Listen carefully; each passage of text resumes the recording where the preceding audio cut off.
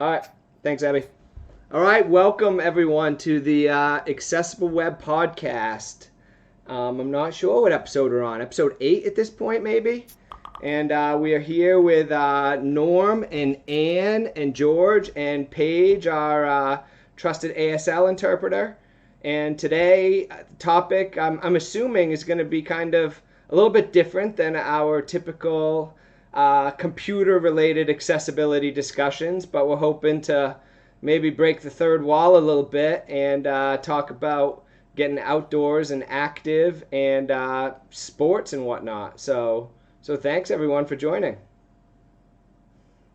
George, you got some bios? Yes, I do. All right. I'm very excited to have both Norm and Ann. Norm and I have been talking about this for a couple of weeks, and when I connected with him, I just thought it was a good idea. And Ann, who I worked with at the Institute, has been doing adaptive rec and sports for quite a while. So I thought it was a great combination. It turned out at UNH, I guess, Ann was an instructor for Norm, so it's a small world. You worked for me one summer. I did indeed. You did.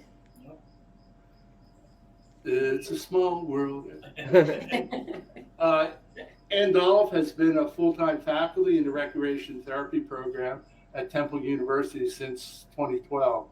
She is a certified therapeutic recreation specialist with 2 degrees in recreational therapy.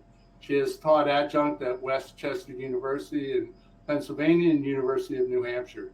In addition to her passion for teaching, Ann worked with TechOWL's Pennsylvania's Assistive Technology ACT program and managed nonprofit programs and agencies, which included Easter Seals, Variety Club, and 4-H, providing year-round adaptive recreation programs and summer camps for children and families in both segregated and inclusive settings.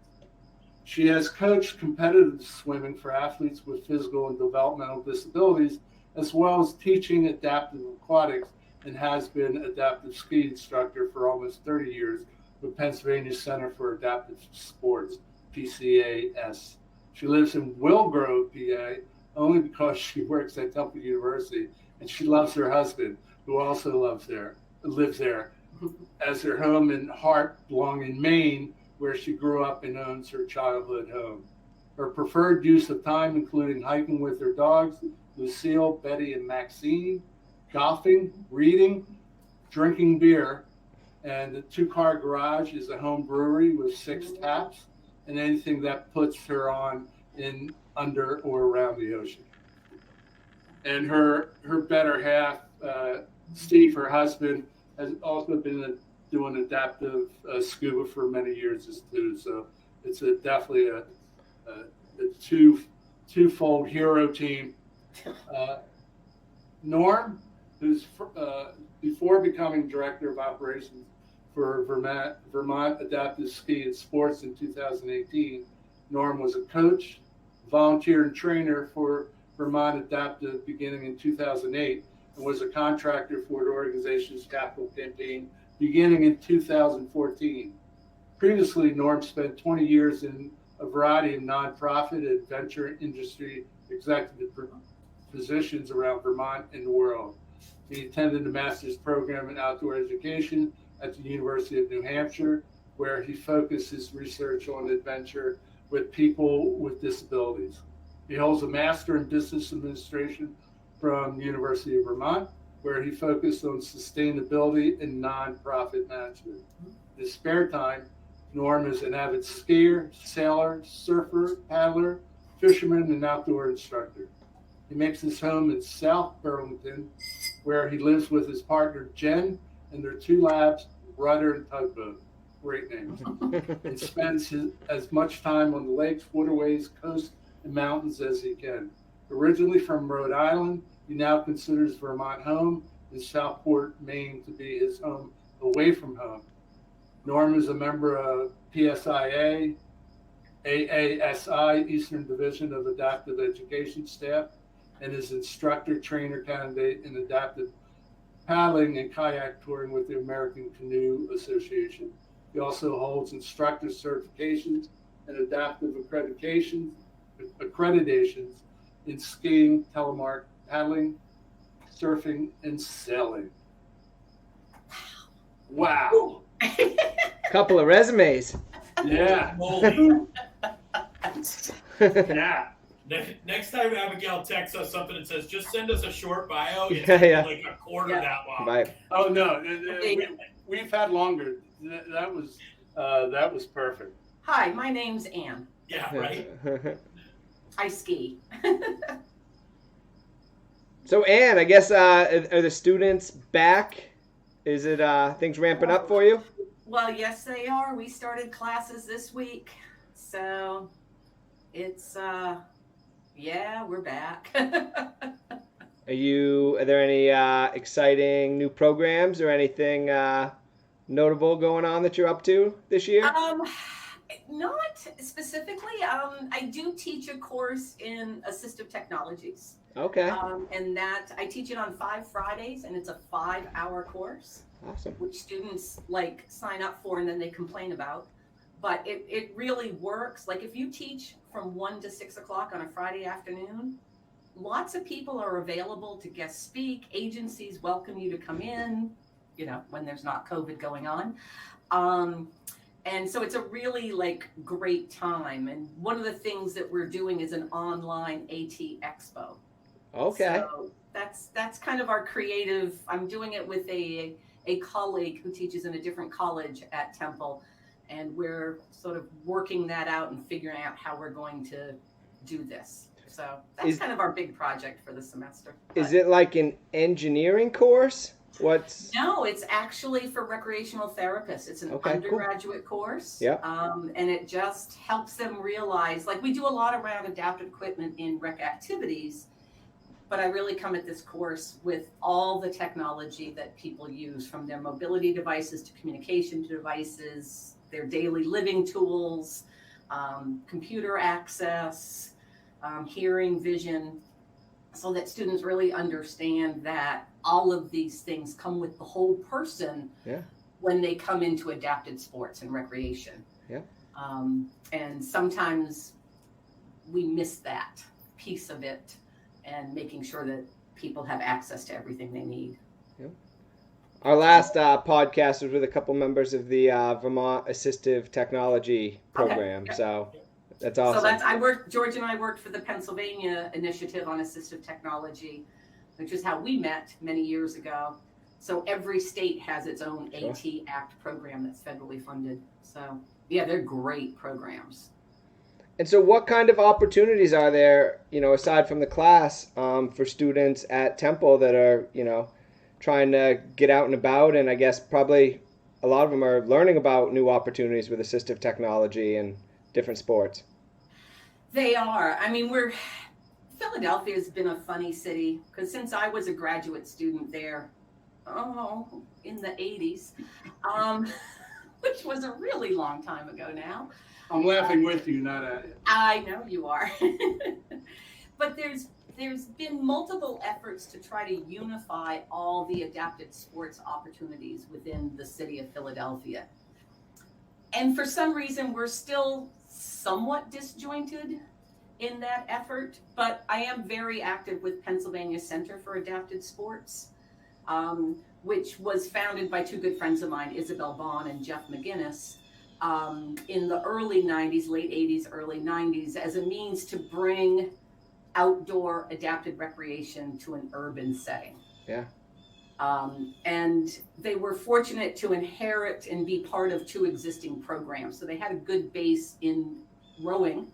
Philadelphia is a big rowing city, so the adapted rowing program has always been huge and very, very active, and a very dedicated core of people that work in that program spring through fall. And then the ski program, we've changed mountains, but that's been in existence for a long time, and we now teach at Camelback Mountain in Poconos. So from there, they've then expanded other options. So one of my dreams would be, as faculty at Temple, to actually get buyout to work with PCAST to really be the person that links the university and students with volunteer opportunities within the adaptive sports. And so many of us, like Norm can attest to, we are so dependent on volunteers. Yep. But sometimes those recruitment and training programs and the support that volunteers need can be really challenging and time consuming. And then along with that, students tend to volunteer to meet course requirements and aren't looking at long term. Like those of us that have taught skiing, I mean, we keep going back, we volunteer, we do this season after season. It's an expensive volunteer opportunity. You know, you invest a lot of time, but you also invest a lot of money in this process. So for college students, it tends to be shorter term. And I would love to be able to bridge that and be the person that supports students, brings them into a program, creates those short-term learning opportunities, and then follow up with them that maybe we get them back as long-term volunteers after graduation. That's kind of my pipe dream. Cool. I have to talk people into pay my salary into letting me do that. Sure.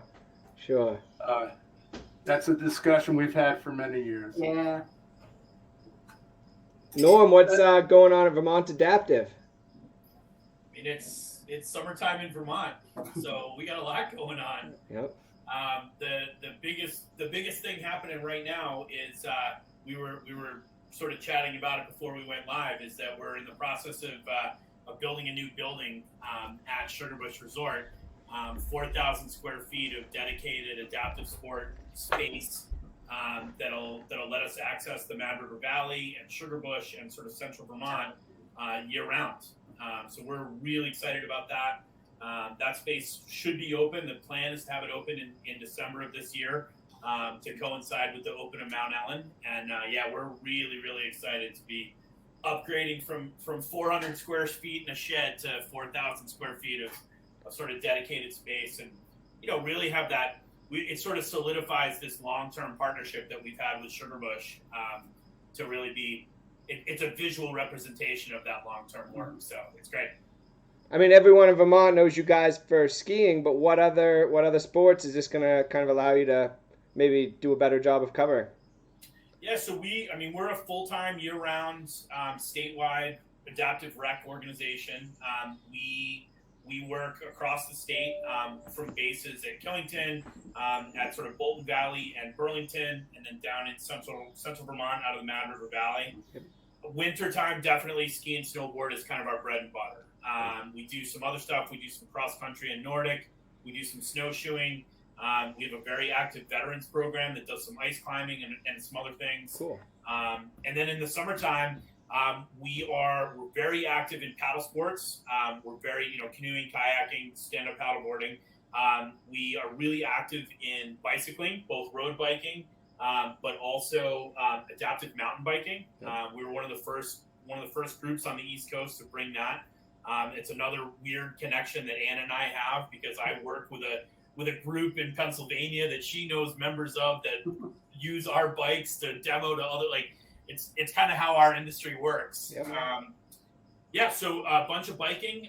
We do a lot of sailing through some partnerships. We do some indoor climbing. But our motto has also always been if you're interested in doing it, let us know and we'll figure out a way to make it happen.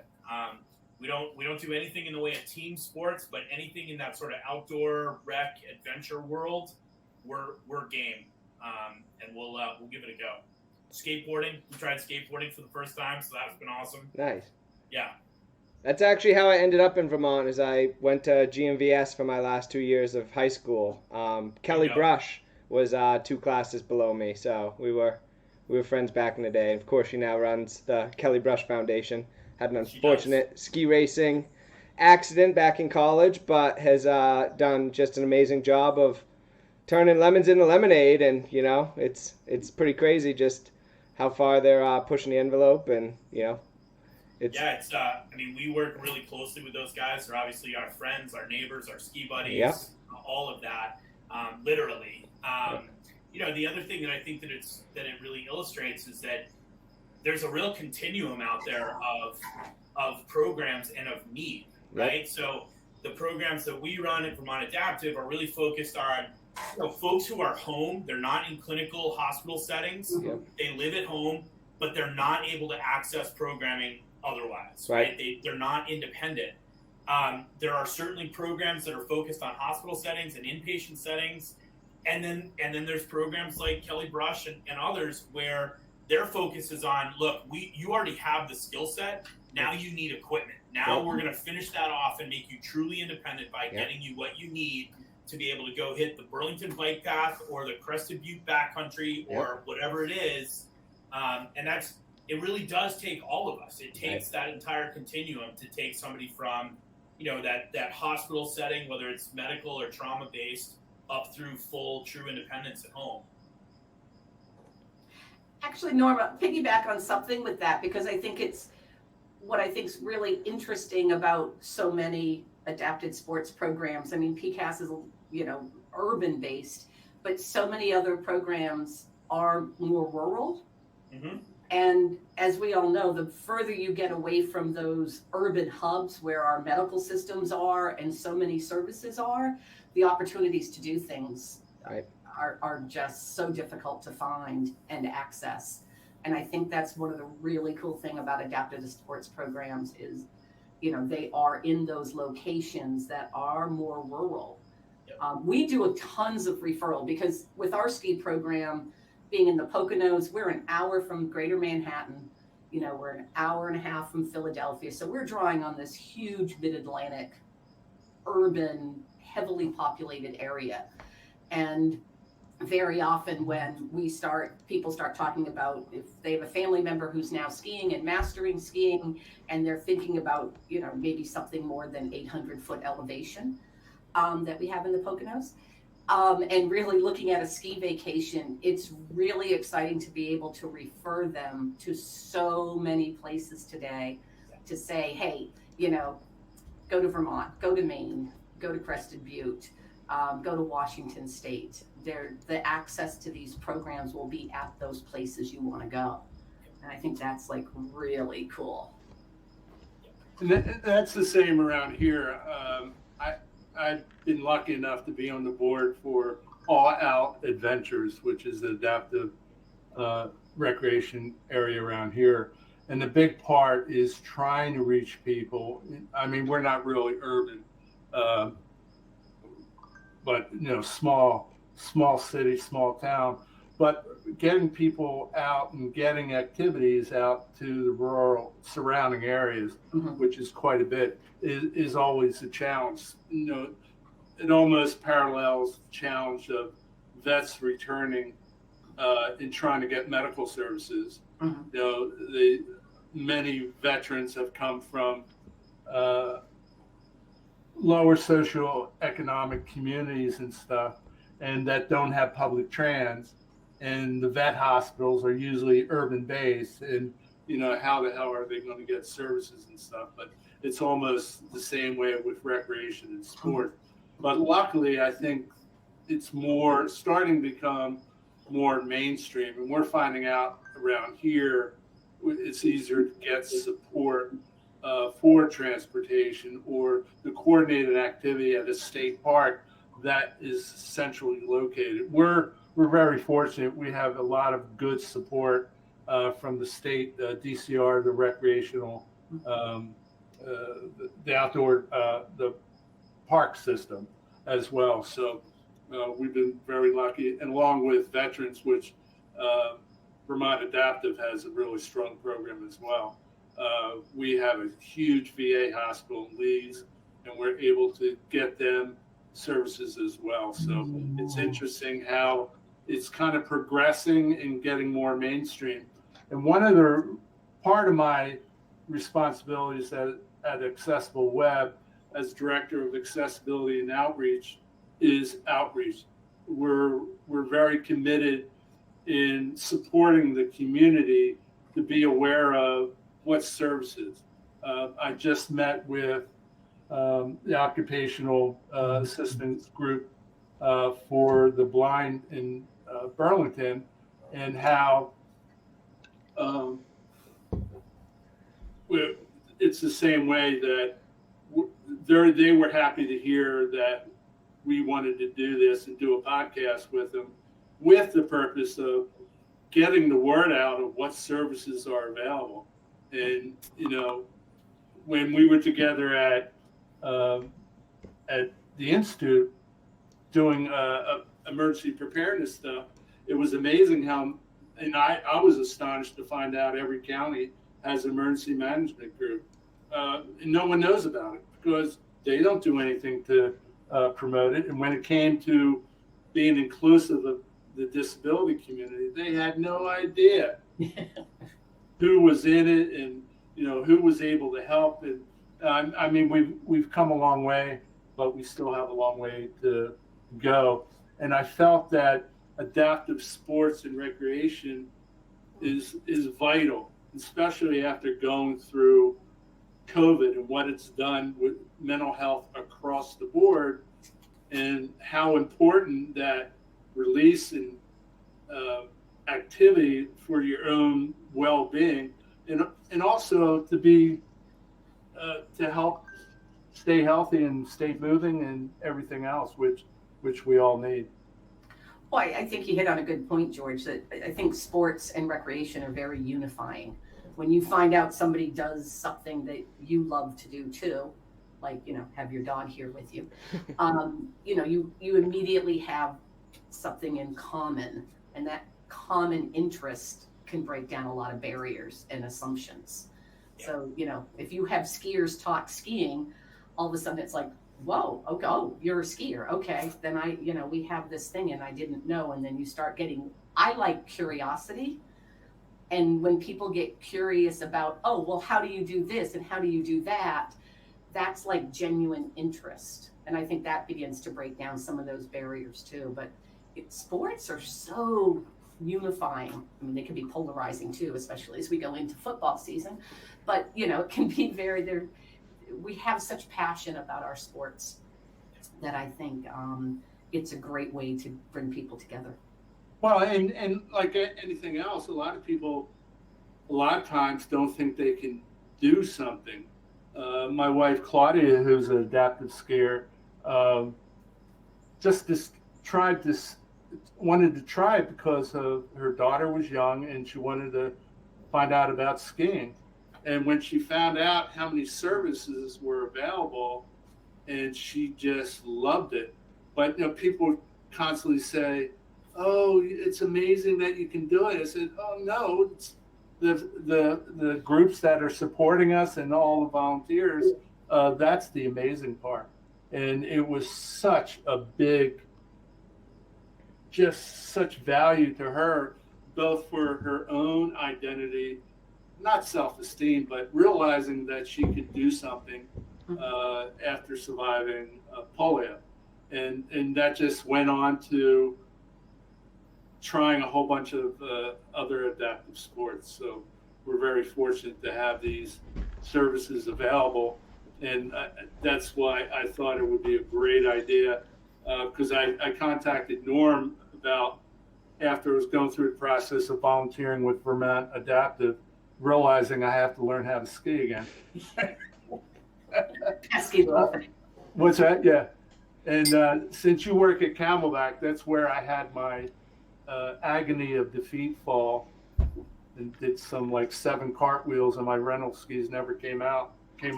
So after this, the ski patrol came up, they were very thankful, looking about how long I was. I had a beard and long hair. They were very grateful they didn't have to ski me down.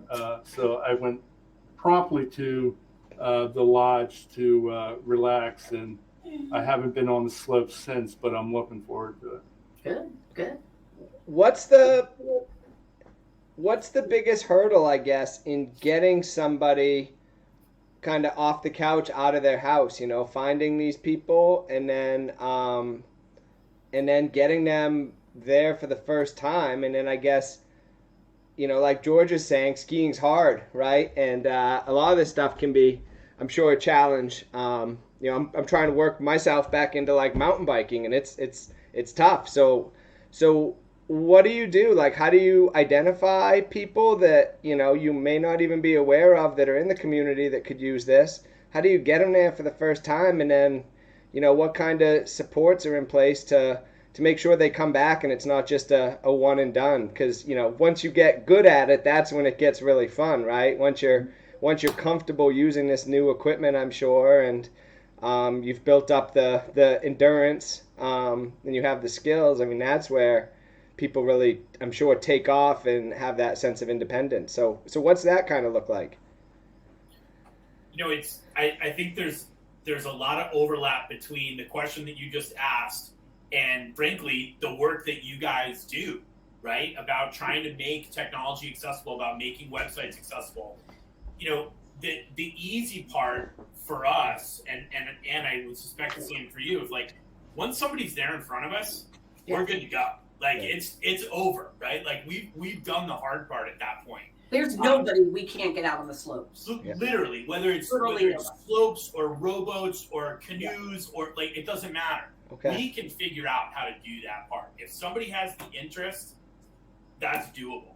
It's generating that spark. It's generating that interest and making sure that athlete has access. There isn't a barrier to their knowledge of oh yeah, this is a thing, right? It's similar to, George, what you were just saying about your wife, right? It's like, as soon as you know it's possible, then getting them there is easy. And yes, there are additional barriers. There's money, there's transportation, there are other things that we work around and try to get creative with.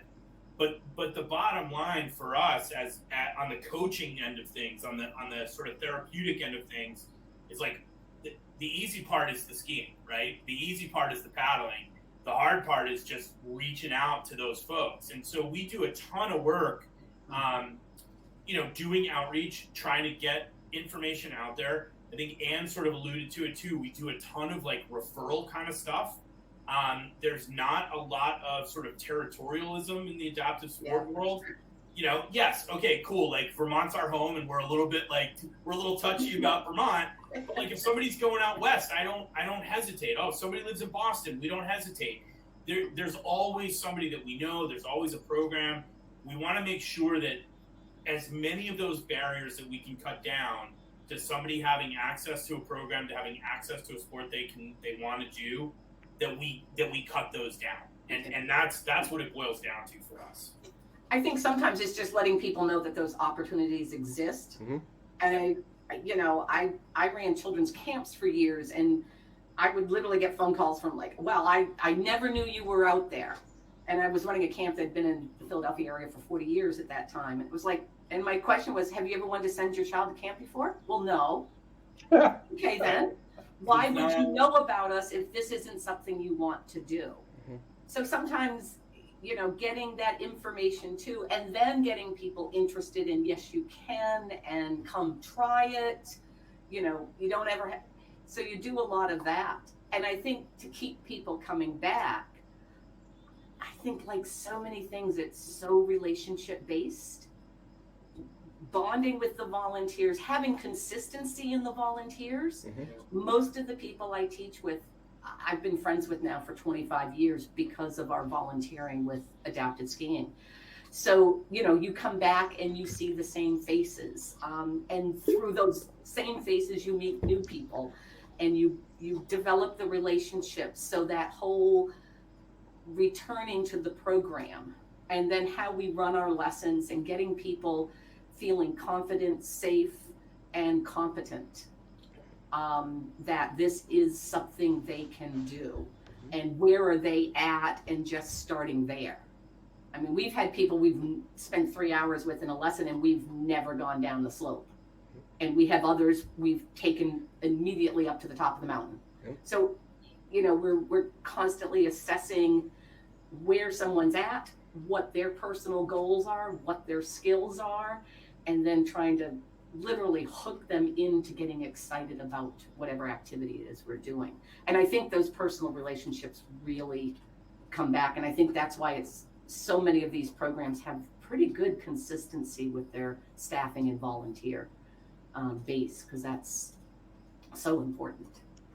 And it's been my impression of people that I talk to within adaptive sports and recreation that a lot of it is word of mouth. And the benefit of word of mouth, especially within various disability communities, is that it's coming from a fellow trusted source. Yeah. You know, we can stand on a corner and say, "Oh, adopted this," and they're going, "Who the hell are you?" And people have said that. I said I work at Temple. So, I mean, do you find that that's still currently is the main way of getting the word out is by word of mouth? I think that's a huge piece. When you alluded to veterans, that's one of the things we've learned about working with vets. Vets need to hear it from other vets. Mm-hmm. That's been a big piece that, even somebody else who might, have the same diagnosis or use the same adapted equipment might work. It's a bit of a crapshoot, but boy, you tell me another vet says they've done this. So I think there are different groups that do that and value that word of mouth from each other. But caregivers have that same word of mouth, sharing it among parent groups and across, even in more institutionalized settings, sometimes can really get people excited. Like we'll have people come up from, a residential facility and go back and talk about it. And staff will be like, "Oh my God, this was amazing." And that will get excitement too. But I think that word of mouth really is huge. And when you hear it from somebody, who moves and talks and bodies work like yours does, then there is some greater validity to that referral.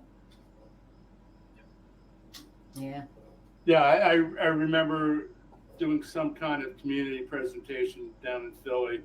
It was probably emergency preparedness, and I remember, and I think it was right around Temple in North Philly, and I remember and I was saying, check with this, and I had a senior resident come up to me and says, "Darling, if it's not on the bulletin board in the cafeteria, I don't trust it."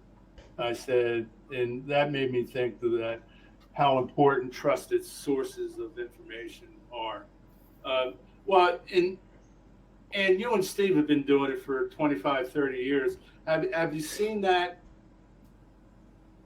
Have you seen anything change in terms of getting the word out, or it's always been the same challenges of going through agencies and community advertisement and stuff? It's sort of a double-edged sword too, because we have limited capacity to serve numbers. Yeah. So, we might get, we can't serve all the requests we get. Some of those, we have skiers who want to come every weekend and ski. But while we want to serve them, that's going to impose upon those people that are coming for the first time and may not call until the beginning of December when they're thinking winter. And then the person that wants to come all the time comes, is calling in August to book their lessons now. So that capacity to serve versus, those who want services is always a bit of a scheduling nightmare. As my colleague with PCAS, Judy Morrison, would say, it's a nightmare. So I think we have to sort of be careful because they're even serving all the people who want to come and access our services sometimes is really challenging because of our volunteers. The number of volunteers, when they can volunteer, the equipment that's available, what we think somebody needs for equipment when they're there, what instructors use, what equipment, and what skill sets the instructors have to teach. Because not everybody teaches every modality in adapted skiing. We have people who are amazing teaching blind lessons. I have a nephew who's severely visually impaired. I suck at it. I do things like, which isn't very helpful when somebody needs to make a left turn. And I do, turn left when you're supposed to be turning right. So that's not my area. And we have others that, teach monoski and bi-ski and sit-down lessons and don't do particularly well teaching two-track lessons for kids with intellectual disabilities. So that there's that matching process too when you start looking, and I'm using skiing as the example, but any adaptive sport. So how we match the needs of the individual with the skill set of the volunteer instructors and the equipment that's available. So we keep getting the word out. We keep telling more and more people. And I got to say, one of the other things I think skiing especially does really well is because we are included in major resorts, people just see us. Yeah. And come up and say like, oh my God, I have a neighbor, I have a nephew, I have, my mother, whatever. How do I learn about this? How do I get involved? How do I get them in your programs? That's a huge piece. That happens every single lesson. I think there's a bigger cultural piece going on there too, and that the sort of change in perception over the last 25 years about athletes who have disabilities and what they can do or what they're all about. I think it's been really remarkable. I mean, right now, right, we're celebrating the opening of the Tokyo Paralympic Games. Yep. Full NBC coverage. Yep. Unheard of 20 years ago, right? You've got athletes who are now doing cutting edge stuff that, frankly, able-bodied, non-disabled athletes cannot do. They're just not capable of. And so there's been a shift in perception around like this sort of secluded, programs for people with disabilities, athletes with disabilities are sort of off to the side. And now things are coming around and there's this much more sort of inclusive sense of things where, just as Ann said, like skiers are skiers and we respect skiers. Paddlers are paddlers and we respect good paddlers.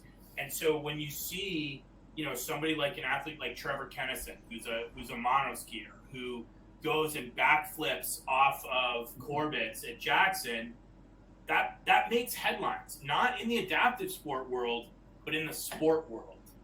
And there's an element, sure, of sort of this inspiration and like, kind of like not seeing it for what it is in the broader context, but within those subcultures of sport, people they're just blown away and they recognize, style and skill for what it is and not for what the piece of equipment or the lack of a limb or the lack of an ability is. Well, we all recognize that flipping a monoski was crazy. Yeah. I mean, I'm sorry. It was like, I can remember when the first kid was using his wheelchair in a skateboard park. Yeah. The Wheels and Tiger. Yeah. Yep. And I remember my thought watching that, having worked with kids and run camping programs, was bless his mother. Right. Because you know what? She had to there were injuries, he broke bones, there was a lot of damage to his chair. She had to let him take that risk. Right. And it's impressive. So let me ask you this then, like, let's talk progression. Seems like that's kind of what we're talking, right? I mean, that's what sports is progression. Yeah. But in your time in this space, and maybe, particularly to people that tried one of these sports and it was, they had a bad time skiing and they, said, okay, never again, I'm not going to do that. How have you seen, this, it sounds like the skills are naturally progressing, which is going to happen anytime athletes are challenging each other and having fun. And, that's part of it, right? Is like one-upsmanship and trying to be the best at what you do. But how has the equipment improved in the past 10, 20 years? I mean, I'm seeing stuff I've never seen before, right? And we've got runners that have legs, prosthetic legs that can make them faster than human legs, right? So let's talk about how the equipment's improved and then how have the venues and the physical spaces improved. I think pick your sport and there are things happening. There are people pushing those boundaries. Mm-hmm. What's really interesting to me in a lot of those is there's sort of a cyclical nature to it too, right? That take mountain biking, Pete. You're a mountain biker, right? So 20 years ago, adapted mountain biking was quad buggies, gravity driven, no cranks, brakes, and it was all lift serviced. Yep. And athletes said, that's great, but that's not the kind of riding I want to do. And so we saw this progression of equipment towards sort of cross-country style equipment into kind of modern full suspension style equipment with cranks, with all of the sort of accoutrement that you would see on a modern two-wheeler. And then a bunch of athletes started riding them and saying, well, this is awesome, but there are trails out there that I can't access because this bike is too wide. And so now they're going back to adapting two-wheelers with buckets and full suspension so that they can ride downhill courses with able-bodied, for lack of a better word, with their able-bodied counterparts, and they're putting up times that are competitive. Yep. And so there's this real cyclical nature to any of these things where it's like, look, you start with that spark, you start with that drive and interest of, I want to try this. And then as you progress, what you find is like, you wind up coming back to those same things. You come back to the same places, and some of the, trying to be as similar and as competitive and doing away with handicapping. And I mean that in the specific sense of like sport handicapping. Yep. Doing away with those things so that everybody is competing and playing on this level playing field. And it doesn't matter if I have a spinal cord injury or if I don't process information the same way. I'm sending it. Yep. And that's how we look at AT. Those assistive devices, it levels the playing field and allows everyone to participate. And I think that's the really cool thing. But I think so much of the innovations come from participants themselves, and anybody that's mechanically minded. Right. I'm one of those people, I can tell you it needs to be this, but don't ask me how that works. Right. And then people start going, oh, well, you do this, you do that, you do blah, blah, blah, blah, blah. Like when I'm doing my assessment on a skier and matching them with the equipment, I'll be like, this is what I need to have happen. And then I go get somebody like, an engineer instructor to come over and say, okay, here's what I need, fix this. And then he goes, oh, okay, boom, boom, boom, boom, boom. And then things are adjusted. So, you match those individuals who think mechanically with the needs of somebody who can say, nope, I need it to do this. I want it to do that. And great stuff happens. I mean, the bi-ski, which is, when that came out in 1990, revolutionized sit-down skiing, because all we had was the monoski, which is a bucket ski on a single ski, which really is for individuals who have really good upper body strength, coordination, and balance. So for anybody who has impairment affecting their trunk and their arms and their balance and stability, it was a very challenging ski to be in.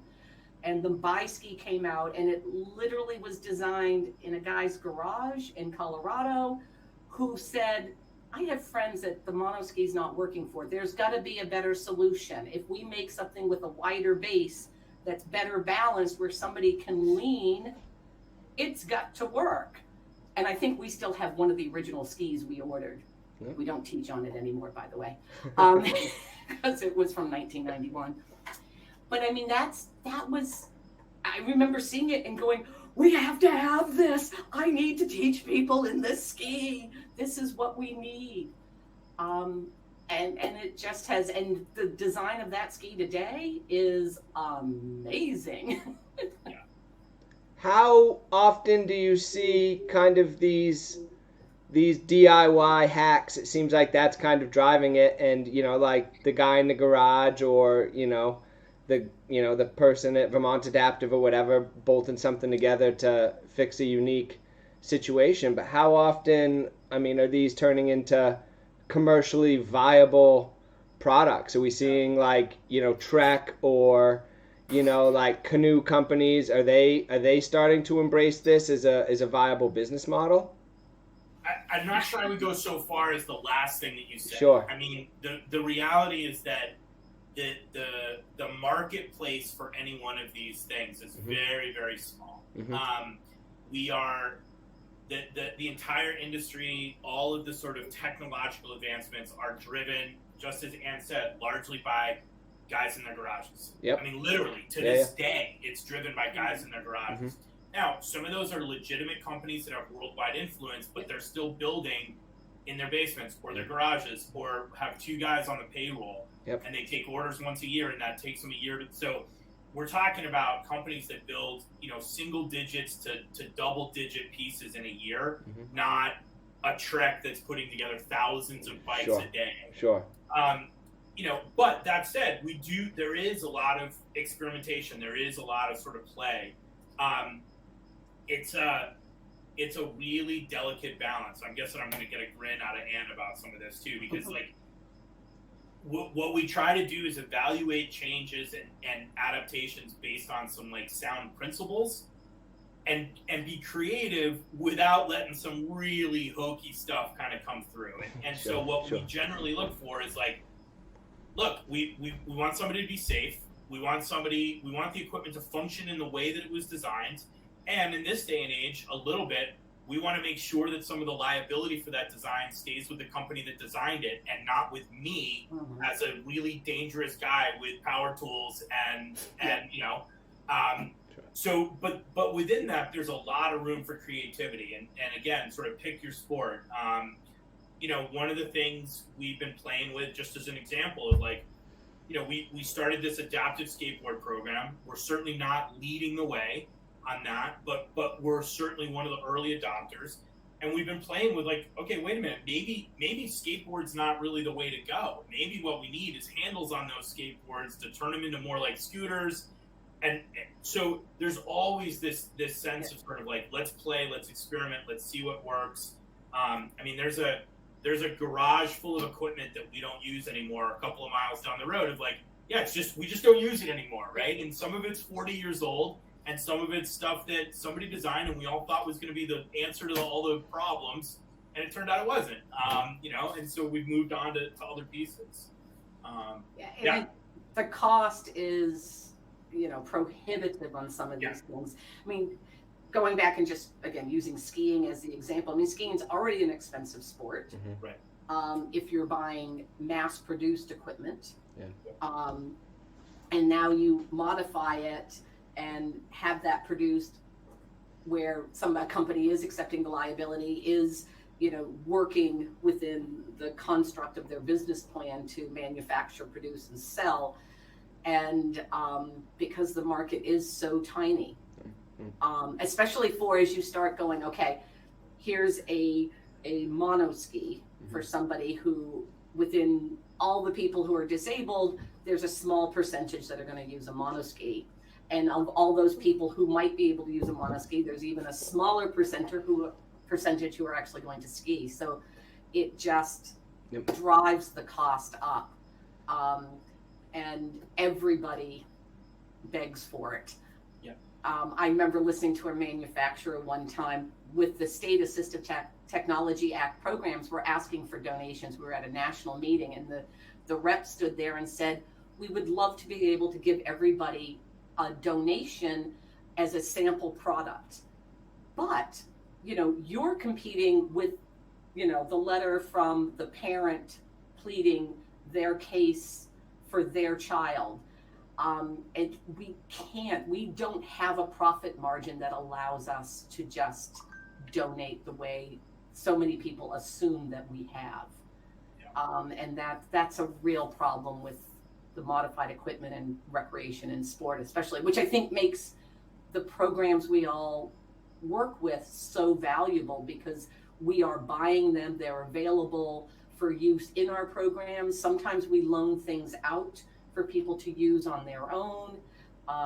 That gives another sort of perspective of accessibility to these devices, because they're just out of control in terms of their costs. But are there any kind of like programs to help people afford these? I mean, the same way that they would be able to afford, you know, healthcare devices and whatnot. Are there government programs to help subsidize this, or is it like, you know, the medical care is one thing, and then this is kind of fun stuff that no one's going to help you with? If you want to do it, it's like buying a pair of skis for me. You know, you got to go out and buy your skis and got it. I think one of the things in the assistive technology world, there are foundations that will provide either no interest or low interest loans.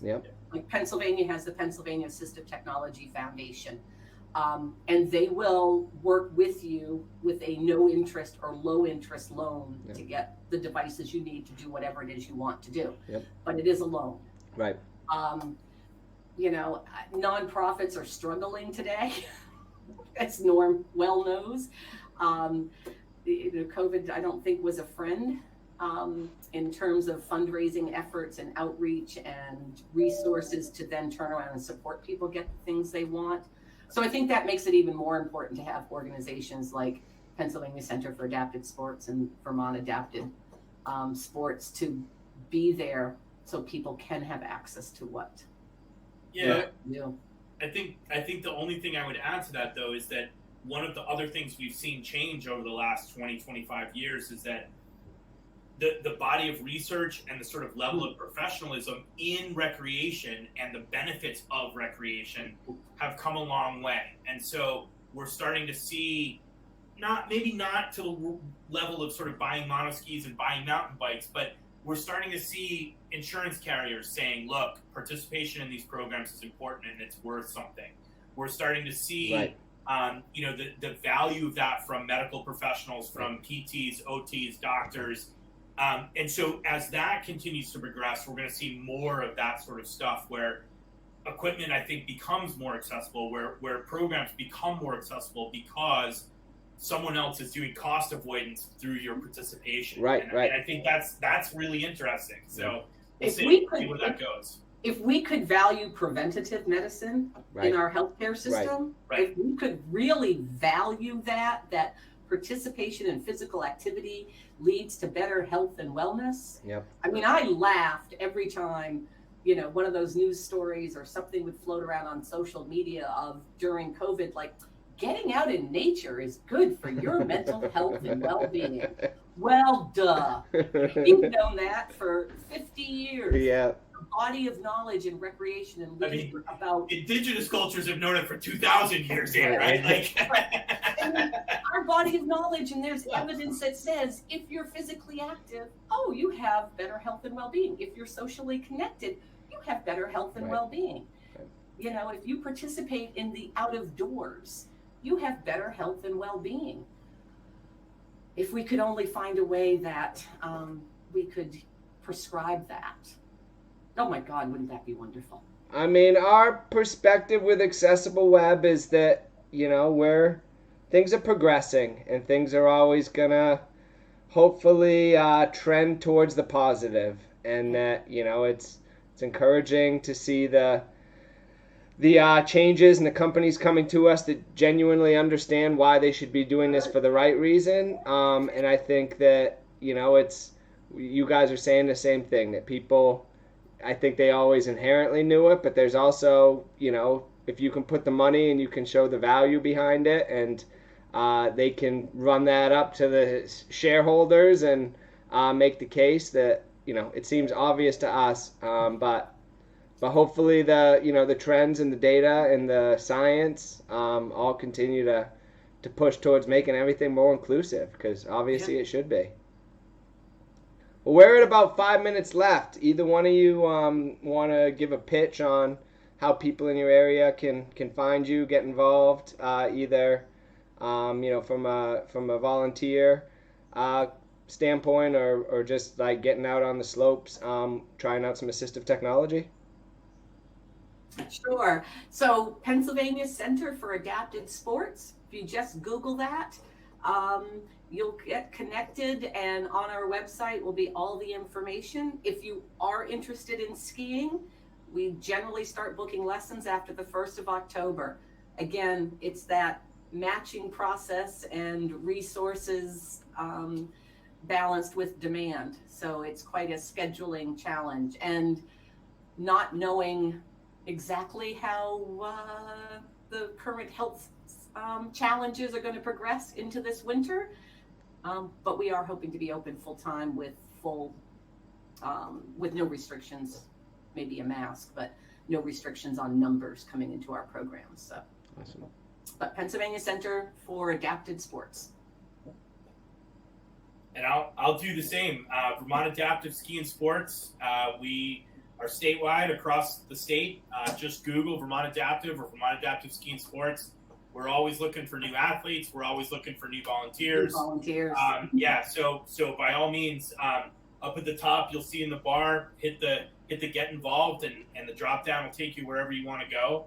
But I guess I would, in that spirit of sort of like representing the industry and doing referrals too, anybody who's interested in any of this stuff, one of the best places to check out is the U.S. Olympic and Paralympic Committee, and an organization called Move United, which is sort of the parent organization of Adaptive Rec in the U.S.